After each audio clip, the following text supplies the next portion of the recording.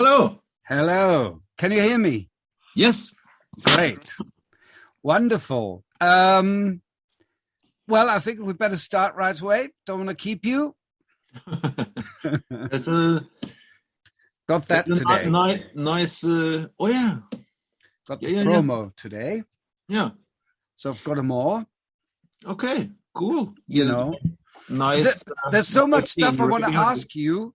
Yeah. We're not even going to get into the music very much. You know, there's just so much. Hang on, let me just make my questions a little bigger. Yep. Getting old. So, well, basically what I'm going to do is just record it and then do specials. I do several. I will also play you on the metal station on Wacken Radio, but mostly on the rock station. Okay, cool. Initially, people called you a metal band because you use distorted guitars, so that's metal. Okay. Just in case you didn't know. No, I didn't know that.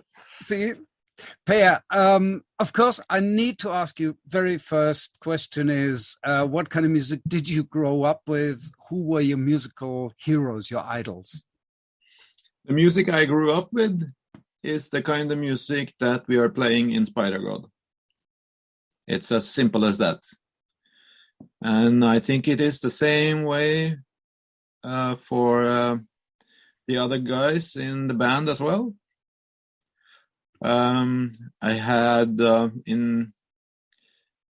lot of detours in my life, especially in my teenage years. I don't listen to the kind of music I did back then anymore. The 90s, which were my teenage years, that's not my favorite decade. Of course, there's a lot of artists from that decade that are really good, but it's not my favorite decade. Mm-hmm. And I had a period where I really dug into the late 70s and 80s kind of music. But now I've never been so in touch with my childhood roots with any project ever before as I am now. Mm-hmm. And how did you get into making music, from listening to making music? I started playing guitar when I was 10 years old. And by then I had been waiting already 4 years for that. And every grown-up musician that I would meet would tell me the same thing, that the biggest thing in music is to start writing music yourself. That's true. I didn't do that. I was really into I thought I was going to get education in music. I got admitted to a conservatory of music, but I did not go. So I started writing my own stuff when I, like, for real, when I was, I think I was 20 years old when I started writing music. So before that, I was really digging into covering artists. So why didn't you go to the conservatory? Because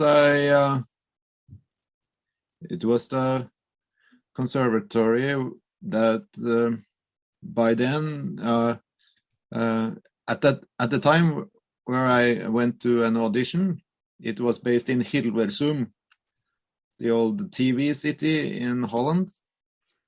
But the same year they were moving to Amsterdam. And I'm from a small village up north in Norway that has like there's 500 people living there. So the change would have been too big for me. And I already had a record deal with my first rock and roll band at that time. So we got an offer to go touring in Norway. So yeah, I've been touring ever since. Mm-hmm. So, yeah. So, yeah, and you've been releasing music ever since. But we're going to get into that in a second. Now, the band name Spidergawd comes from, if I'm not totally mistaken, the Jerry Garcia song from 1972. Why did you choose that one? Because the song is very modern, very contemporary. I have the other guitar player who recently joined our band. He's a big deadhead. I have never been, but the first bass player in the band who played on the 3 first album is the bass player from Motorcycle. Yeah, and he is also a deadhead. So before we had a name for the band, I had already bought the first cover art from the French artist that we use for all the cover art. Mm-hmm. So I had already bought the cover, and we had recorded the album. And Bent came up with the name after seeing the cover art. So it was his idea.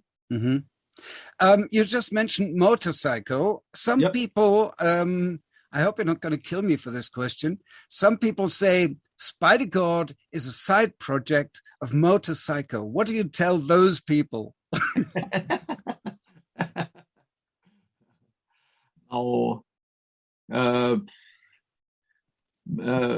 Satter, the songwriter of Motorcycle, has never been a songwriter in Spidergawd. Mm-hmm.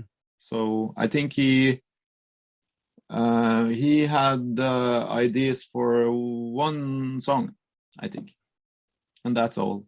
Mm-hmm. But he's a really good bass player.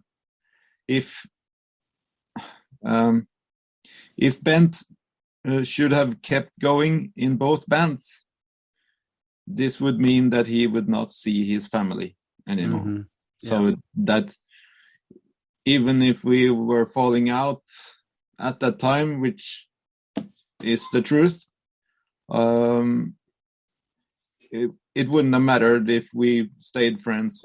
He couldn't have kept both those projects going anymore anyhow. So, and I knew that was coming, so I was already looking for a new bass player a year before he quit. So we had another bass player who is currently in the band like 10 minutes after he quit. So that was pretty easy. Well, I mean, you already looked around, so you already had somebody there. Yeah. Now, one instrument which is very New Zealand rock music is, of course, the saxophone, and it's been with the band from day one. Why did you want the saxophone in? A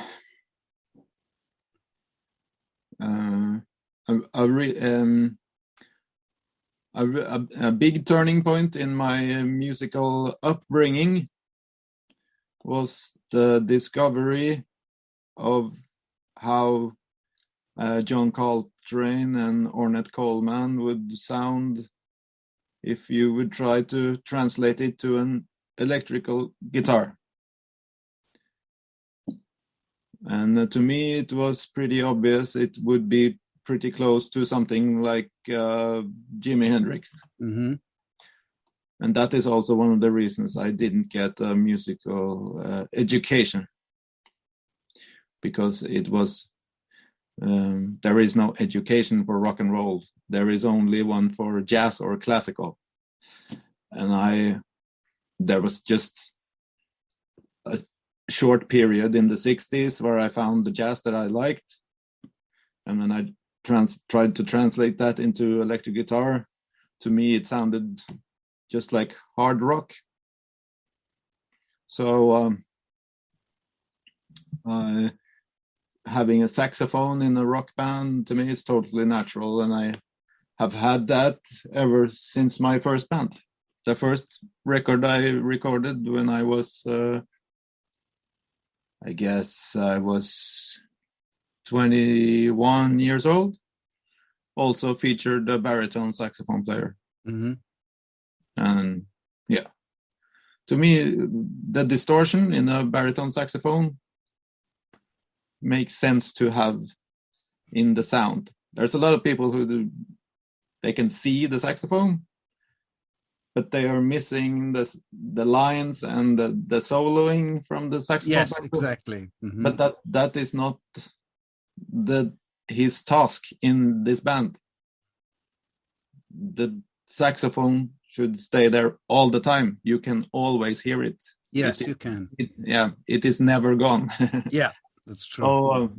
So he adds the low natural distortion to the band, which makes Spidergawd sound just a little bit different from any other hard rock band, I think.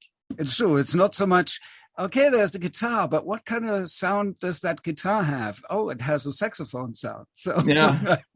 There you go. We already mentioned that you put out a lot of records. You've put one out every year. A lot of artists take 2 or 3 or even more years to put records out. Are you such prolific writers? What is it that makes you put out one record a year? I have done that ever since I was 21 years old. So I have been doing that for over 20 years now. I don't see that I have any other choice. I have to stay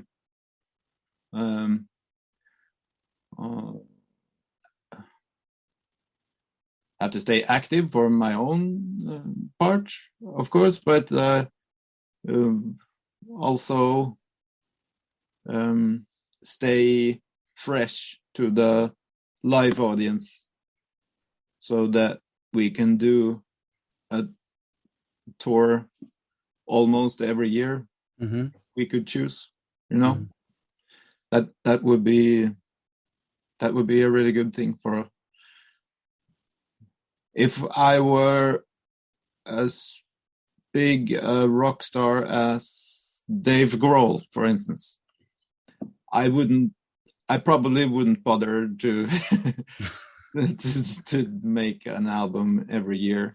But for me, it makes sense. And my day job is being a record producer, and I own a really big recording studio. So for me, it's just natural. And it's a really good time of the year to do my own music after working only with other people's music all year round, Mm-hmm. So it's very good for my mental health. Yeah. Well, that answer has given me 3 more questions. Oh, yeah. One is you put out these records, and they are basically you put out one out a year, so you have to be working on the next one as soon as the previous one comes out. So album number 6 comes out in December. Are you already working on number 7? Right now I'm actually doing a side project that it's a commissioned work that I'm doing together with Kenneth, the drummer, mm-hmm. which is kind of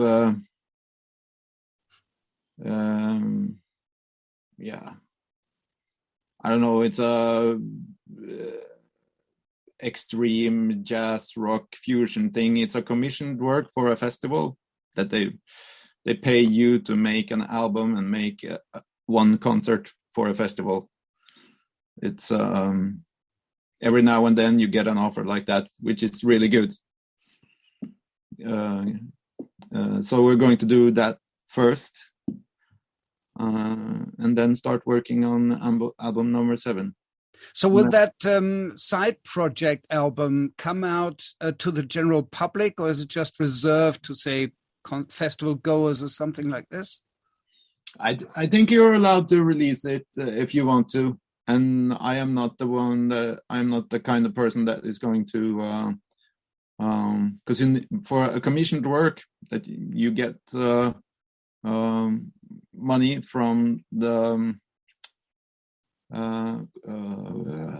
what is it called? The cultural department in Norway to do that. And you have to have some kind of documentation, which for me is not going to be on paper. I have to go in the studio and record it. Yeah. So if that project is going to be as good as we're hoping, I will probably release it through the same label as Spidergawd. Yes. Please do, because it sounds very, very interesting indeed. Any of the descriptions you used sounds super interesting to me. So I'm really dying to hear that one too. You also talked about playing for the fans, playing live. Now we have the pandemic. How has that influenced? I mean, obviously you couldn't play live a lot, I think, but how has that influenced you? Has that had a very negative influence on your psyche, on your mentality, whatever? Yes. I have always been very convinced that I did not identify myself through anything, not even music. I was always the one saying, I'm just Per, no more, no less, just leave it at that. But I discovered that that might not be true. Since I've been playing and listening to music ever since I was a child, I was, went to a bit of a dark period when, and I think that came from, I did not choose to quit playing. Mm-hmm. Somebody else did. That kind of woke me up a bit, I think. So, but it's also a good thing to learn how to appreciate playing music more, I guess. And appreciate the fact that I actually make money out of playing music, because not all musicians do. True. And I also appreciate the fact that I am Norwegian, because the funding system for the artists, as if you'd compare that to other countries, I'm pretty sure everybody would say that the Norwegian way is really comfortable, and I'm really what do you say? I bow my head for that. Mm-hmm. Thank you, Norwegian government. Yes. Well, that's great. Actually, Norwegian government gives me another question, but I'm going to come to that later. The third question that comes from your previous answer is the home studio. You have a home studio. I mean, it must be very nice and comfy working in your home studio, going into the studio whenever you want, recording music whenever you want. Isn't that great? Yeah, it's a really big studio. It's I guess it's something like 300 square meters. Oh, so right. It's one of the biggest recording studios up here. Yeah, I like it. I'm pretty fast when it comes to producing and arranging the arrangement of other people's music. And I I'm blessed to have customers all year round. So far, fingers crossed. I think it's not going to change. Hopefully, but it's hard work, you know. It's you got to stay healthy and keep up your energy, because young musicians are coming in to record their music, and they're all pretty stressed out because they're on a budget. Everybody is, and you have to keep up with everybody's energy. And let's say there's a band of 5 different people who's always ready to do their thing. Yeah, 24/7. So yeah, so I have to have a break every now and then, but as it is today, I have not had a day off for 3 months probably. So are you happy that the 6th Spidergawd album is in the can, so you can basically put that aside and concentrate on other stuff? We finished the album over 12 months ago, and with the pandemic we could have gone back to the album and worked more with it. Maybe we could have re-recorded some of the songs better. I don't know. We're not that kind of band. We have a recording period, and we stay true to that. Mm-hmm. And the album is whatever we can do in this period. Going back to stuff and doing it over again, it is no fun. Mm-hmm. I think, and everybody feels that way in the band, that we should just do our very best and release that and start writing new stuff. That is the way we go about it. Well, I mean, you know, the thing is about Spidergawd, it seems to be working, because whenever a new Spidergawd LP or song is about to be released, everybody's holding their breath saying, oh, hey, new Spidergawd stuff. Wonder what it's going to sound like. Looking forward to it. So it seems to be working. Oh, thank you. I hope so. That was my reaction, at least. Yeah. I think have been developing as a band or changing. Maybe some of our listeners would say that we were a more interesting band in the start. I don't know.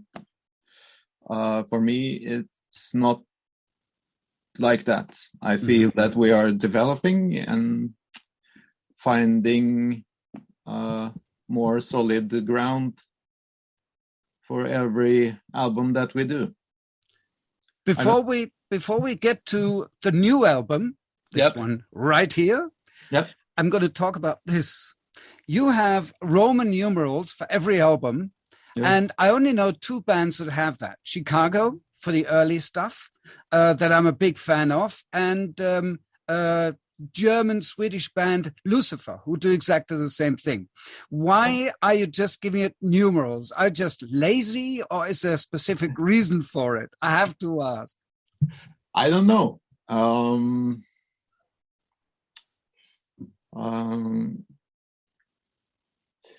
Early in the band's career, when Ben Tatter, the bass player from Motorcycle, was still there, we had certain dogmas just for fun.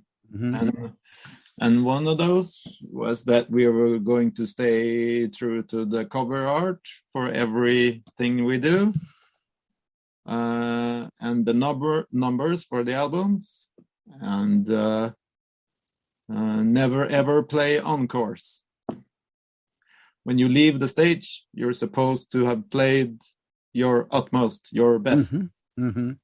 So going back on stage feels really stupid sometimes. Yes, sometimes it does, particularly with artists who then give you the song that the audience has been waiting for all night long. Yeah. And it's an encore. Yeah. So, I don't remember more of there has been a strict dogma about where everything is placed in the left to right stereo. When Bent was there, he had the left side and I had the right side. And now it's different because we are two guitar players. But if you ever wonder who is playing what, you can just, is it in the left speaker? Then it's Brynjar. And if it's in the right speaker, it's me. So let's talk about Brynjar. You now have two guitarists. And how has that, what kind of an effect has that had on you as the other guitarist, on the band, on the sound, whatever? Yeah. It is a funny story if you want it. Certainly. Yeah. I was looking for a second guitarist in Spidergawd for several years, but the other ones in the band said, but you can do it on your own. So let's keep it like that. I did not agree. And then I started looking for a guy that could fit in the band. And I said to the other guy that I work in the studio together with, like, if only Brynjar had lived in Trondheim, we could have brought him into the band. Because I've known Brynjar for like 30 years. Mm-hmm. And then he said, well, I think that Brynjar definitely lives in Trondheim, and I think he has for the last 5 years. And I said, no, that can't be true. Because he was always working out of Oslo, playing with Oslo bands. And then I phoned Brynjar and I said, is it true that you live in Trondheim? Yes. Have been for the past 5 years. Okay. You want to play guitar in Spidergawd? Yes, please. Okay. I see you Monday then. Yeah, cool. And that was it. And half an hour before I called him, he had kind of a sit down together with his wife, telling her that he had to go chasing another band because he had gotten a little bit depressed that there was not enough touring. And 30 minutes later, I called. You are always prepared. I can see that with the bass player, with Brynjar. It's really quite amazing. But maybe that's because you're a record producer too. So you have to be prepared and you have to react to situations. Let's talk about the sound of the new record. There are two things that I feel are different, slightly different than before. I think that the sound now is sounds more differentiated than the ones before. I think you can discern the instruments a little better. It's not like it was muddy or anything. It's just slightly different. And I think the harmony vocals sound much more harmony than before. Yeah, I think that's true. And before Brynjar came into the band, I played kind of hard rock guitar through a Jimi Hendrix style, you know. Mm-hmm. I played bass harmony and parts of the chords and parts of the lines on top of that. Yeah. So I always gripped the neck with all four fingers and the thumb on top of that, and with a pretty like retro muddy sound. And when Brynjar came about, there was no room for that anymore. I had to let him have his space as well. Mm-hmm. And then we decided to do it the Thin Lizzy way, you know, to chop the guitars in the bass and high end frequencies. Mm-hmm.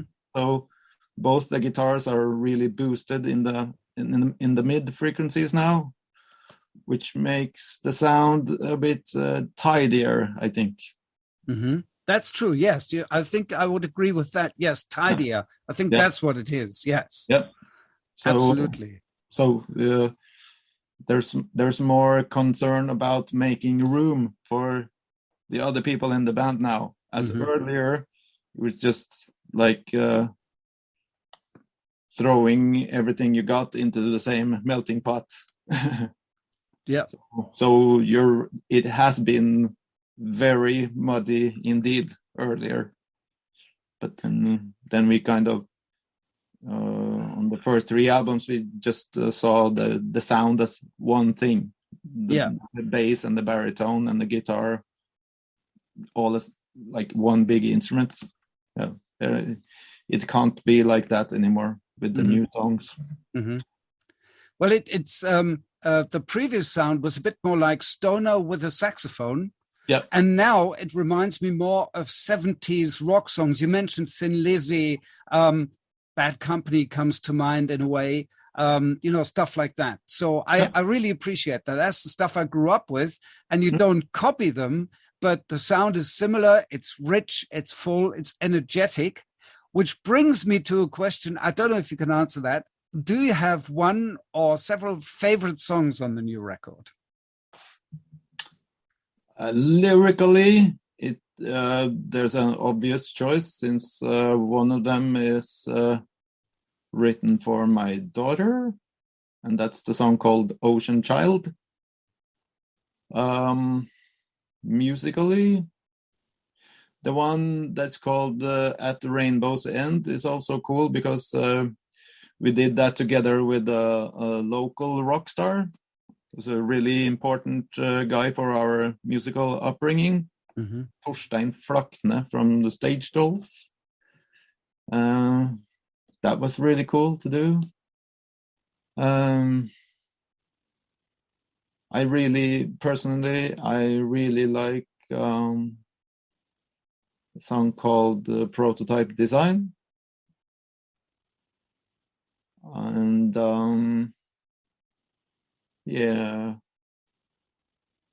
there's another one. There's one called Yours Truly. I really like that one too. But the lyrics might not be as important to our audience as it is to me, but over the years it got really important. So if I like the lyrical content of the song, I will also be very fond of the song. Well, I have to say my first 2 songs are, at first listen, are Running Man and Yours Truly. Running Man because it's like really nice and fast. And both of them have very dramatic harmonies in it, and you always get me with drama, and the saxophone, I have to say, the saxophone really lets your eardrums vibrate, I have to say, all the way through. I love that. Yeah. Thank you. Running Man is, Kenneth, the drummer, he doesn't play another instrument.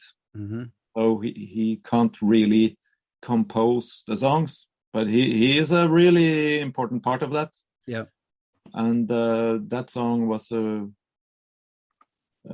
something he like a mail order song from me to him. Oh, okay. He gave me all the different songs to listen to, and said, you need to write something like that. And, okay. Right. So his favorite. Actually, I have to say that your music, there's one song by Supertramp that your music reminds me of, is from a very early LP from 1971 called Indelibly Stand, and it's the song Remember, because that's why they go crazy with the saxophone, and it's like a really pounding song. Let's put it this way. Now, let's talk about Martin Snuster. Rumor had it that he wanted to leave the band, but then he reconsidered and stayed. What's the story? Well, to be honest, he has done that after every long tour we've done. Oh. The man has 4 kids, very close in age, and he has a day job that is 2 hours away from Trondheim. Mm-hmm.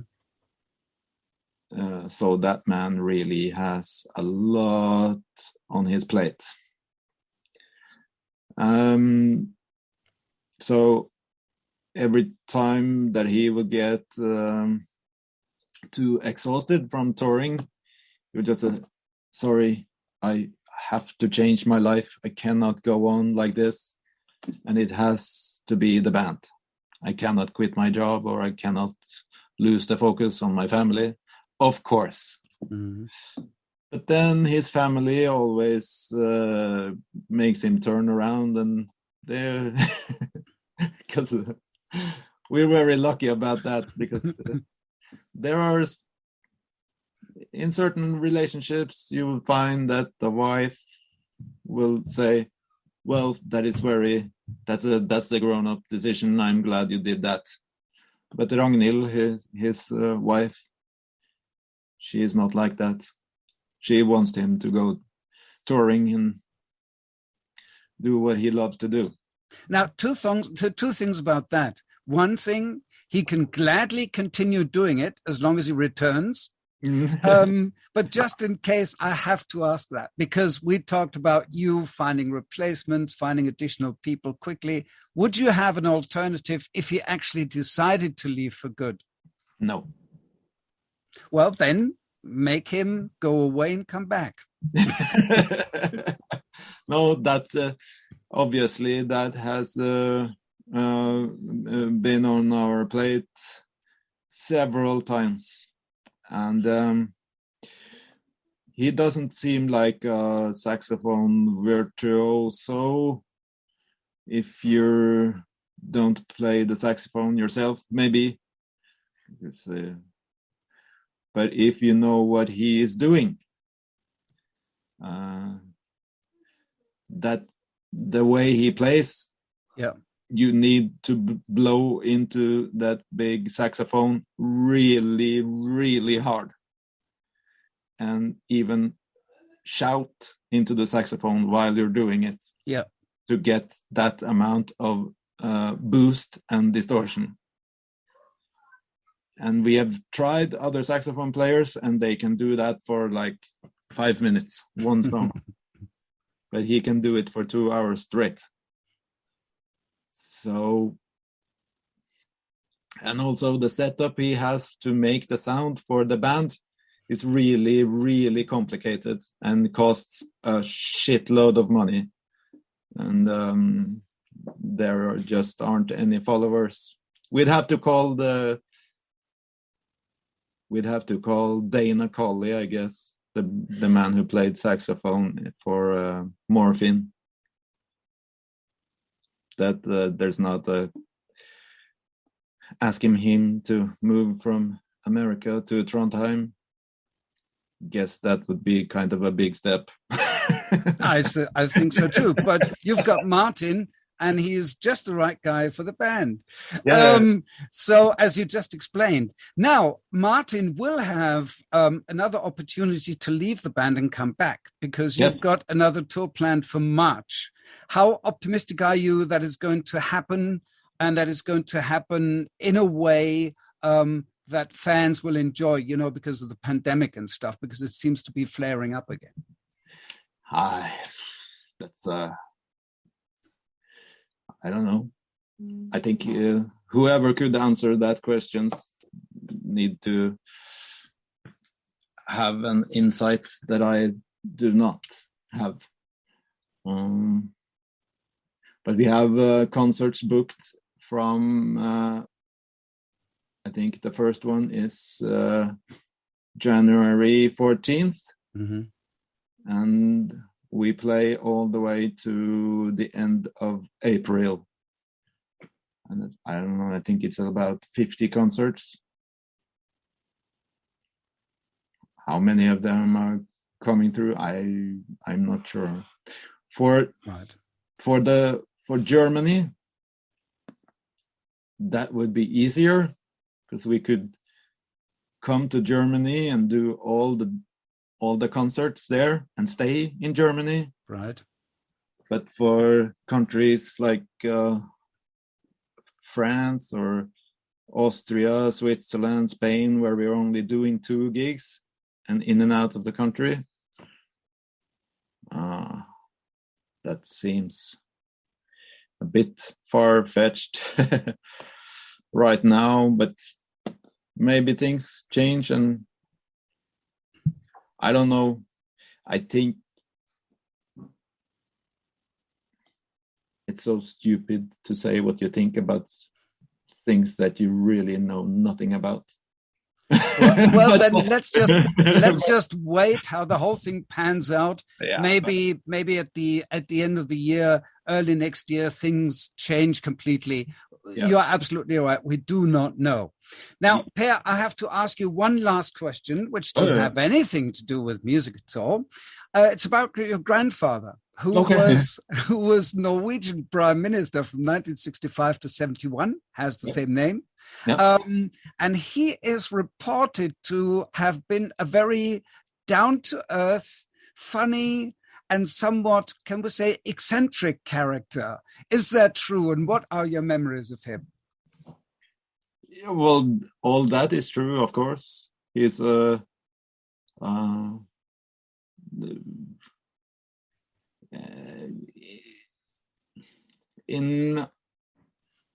our neighbor countries, you would have upper class stuff like that. This is not the case in Norway. We have never had that. Norway is just middle class. And with some exceptions, maybe, and those were the people who grew up on the biggest farms. And he is a guy like that.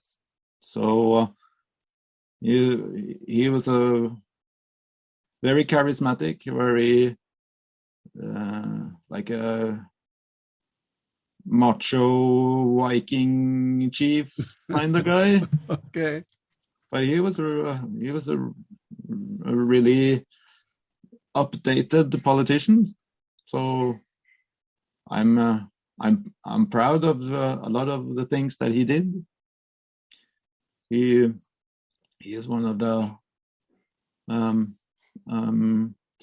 main politicians behind staying out of the European Union and deciding not to sell the oil reserves, which I think turned out pretty good for Norway. That's true. It's not. I wish we were out of the oil industry by now, but for my part, I'm much. I'm a more of a left-wing kind of when it comes to politics, and I've been involved in the environmental organization all my life. So the Norwegian oil industry is nothing that I'm proud of, but somebody was going to suck out all that oil anyway. So maybe it's a good thing that we didn't give all that money away to the Americans. Which is what a lot of people over here say. That's true. Yeah. Well, Per, thank you very much for taking the time. Oh, I wish nice talking to you. I wish you all the best. Thank you very much for the new record, which comes out, I think, on December 10th. And it's a wonderful record. I can only highly recommend it. Tell Martin's wife to tell him to come back. Yeah. Put out that side project thing. I want to hear it. And much luck with Spidergawd 7. So we've covered the next year, I think. Yeah. Thank you. Thank you very, very much.